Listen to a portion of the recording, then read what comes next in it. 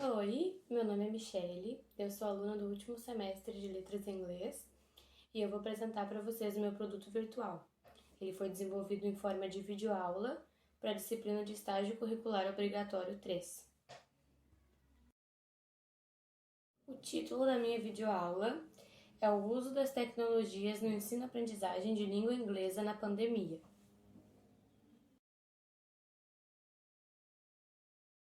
Qual é o objetivo da nossa aula, então? Auxiliar professores e formandos no planejamento avaliativo nas plataformas de educação online. O formato dessa videoaula, então, é uma videoaula expositiva com slides e vídeos a respeito da temática.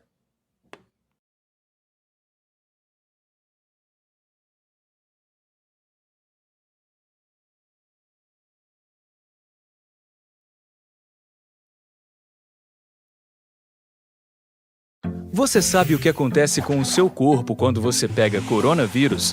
Sabe como você pode pegar? Quais são os sintomas e o que fazer para se proteger? Não? Então este vídeo é para você. Bem, imagina que você precisou sair de casa para trabalhar, ir ao mercado, à farmácia. É nessa hora que você pode entrar em contato com o vírus, pois só de dividir um elevador ou pegar em qualquer superfície contaminada, você já está correndo risco. Aí, sem perceber, você coça o olho ou o nariz. É neste momento que o coronavírus entra no seu corpo e vai para a sua corrente sanguínea ou sistema respiratório. Os sintomas podem aparecer entre 2 e 14 dias.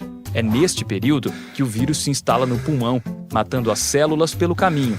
Essa multiplicação continua de modo acelerado e por volta do 4º dia, a pessoa já se torna um possível transmissor. Ou seja, mesmo sem sintomas, a pessoa pode infectar todos que entram em contato direta ou indiretamente com ela. É por isso que você deve fazer a sua parte. Se puder, fique em casa. Se sair, use máscara e siga as orientações de prevenção do Ministério da Saúde. Ficar em casa, sempre que possível, reduz o risco de transmissão, evita sobrecarga nos sistemas de saúde e, assim, permite que mais pessoas tenham um tratamento adequado, diminuindo o número de mortes. Mas a doença não afeta a todos da mesma maneira. A maioria das crianças, dos jovens e dos adultos jovens terão sintomas leves. Os mais comuns são febre, tosse seca, falta de ar, cansaço e, em alguns casos, diarreias, náuseas e vômitos. Já nas pessoas do grupo de risco, esses sintomas podem ser mais severos, com inflamações, acúmulo de líquido no pulmão e falta de ar grave, que geralmente são observados depois de uma semana, sendo necessária a internação, pois o paciente precisa de suporte respiratório. Nos casos mais graves, o paciente pode ser internado imediatamente, pois seu pulmão já está muito comprometido e com pneumonia grave. Em situações de gravidade, a pessoa pode evoluir para óbito. Apesar da maioria dos casos serem leves a moderados, a Covid-19 é uma doença que, quando evolui para um quadro grave, pode matar. Em caso de suspeita de contaminação por coronavírus, não precisa sair de casa para se consultar. Fale com o TeleSUS, ligue 136 ou acesse saude.gov.br/coronavírus e fale no chat ou baixe o aplicativo Coronavírus SUS ou mande um oi no WhatsApp no número 61 9938 0031.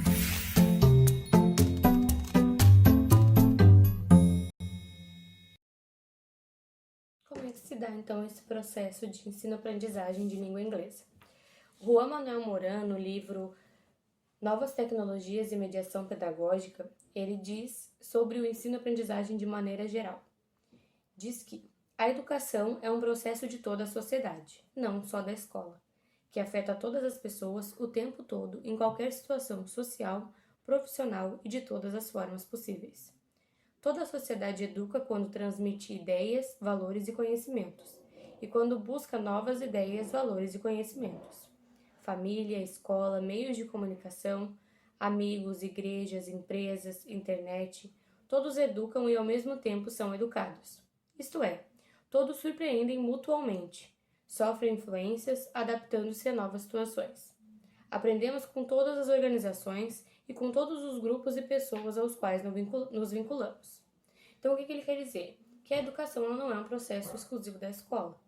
todo e qualquer meio em que tu estiver inserido, tu vai aprender e ensinar.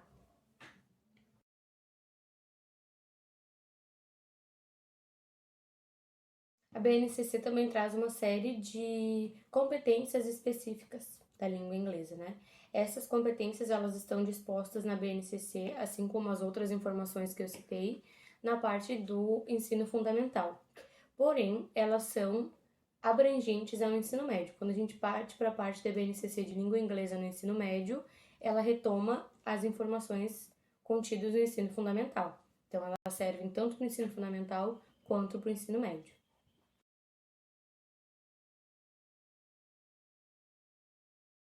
As competências específicas dispostas pela BNCC, elas falam de uma forma mais global sobre o que tu deve desenvolver em sala de aula em língua inglesa.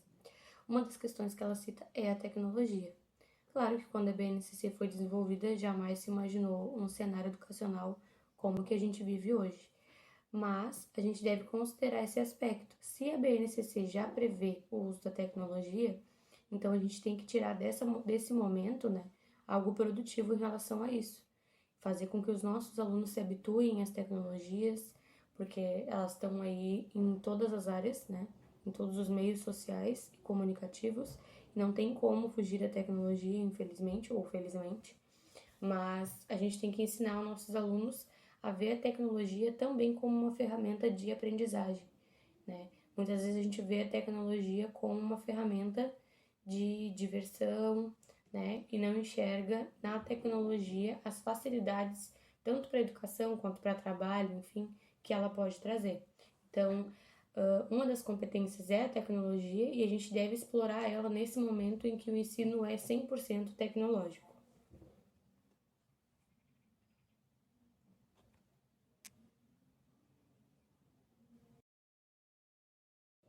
Como eu citei anteriormente, né, a interação ela é muito importante para o desenvolvimento dos processos de ensino-aprendizagem.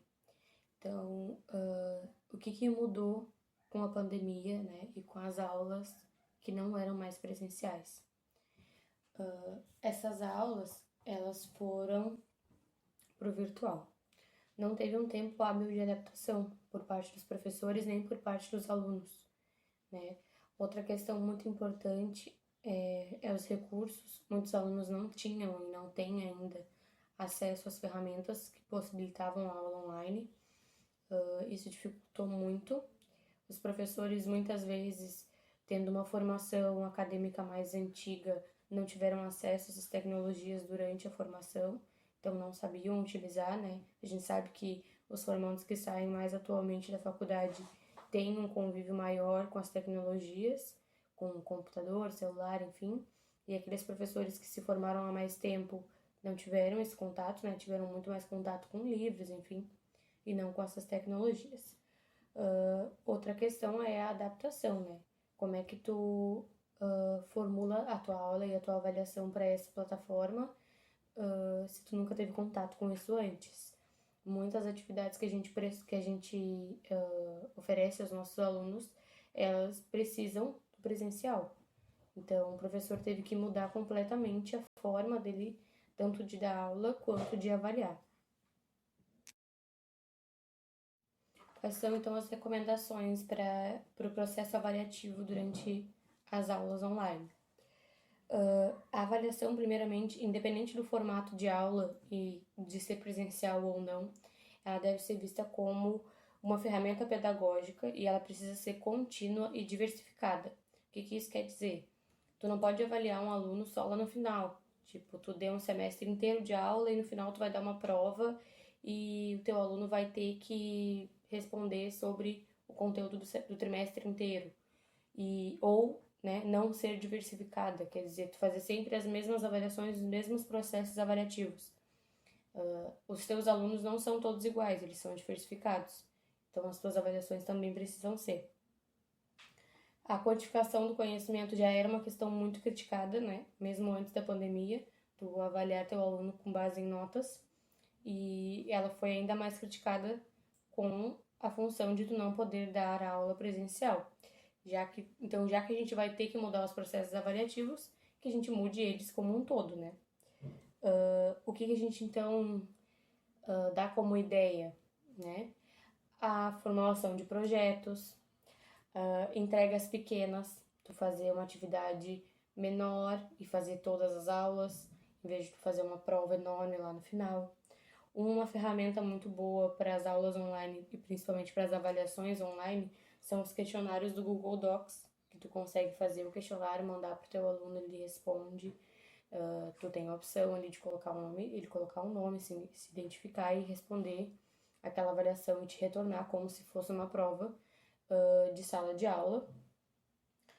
E uma questão muito importante é considerar que os teus alunos, eles não vão ter a mesma motivação que eles tinham em sala de aula.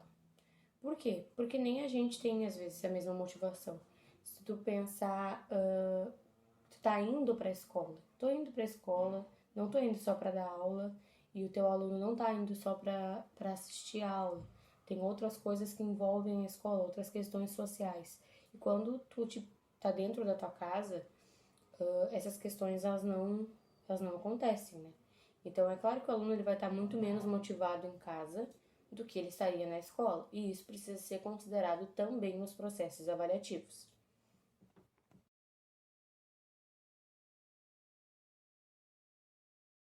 Então o que a gente pode entender, né, dessa aula e dessas ideias?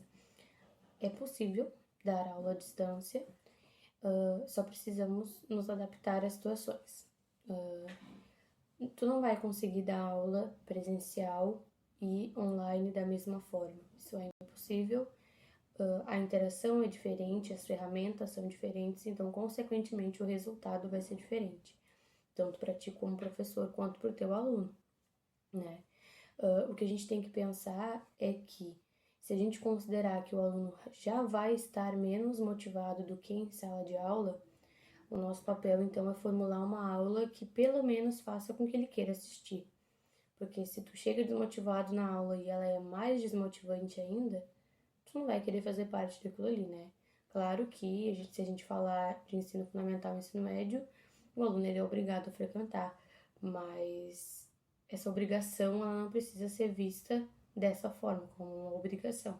Ela pode ser prazerosa e ela é muito mais eficiente se ela for prazerosa.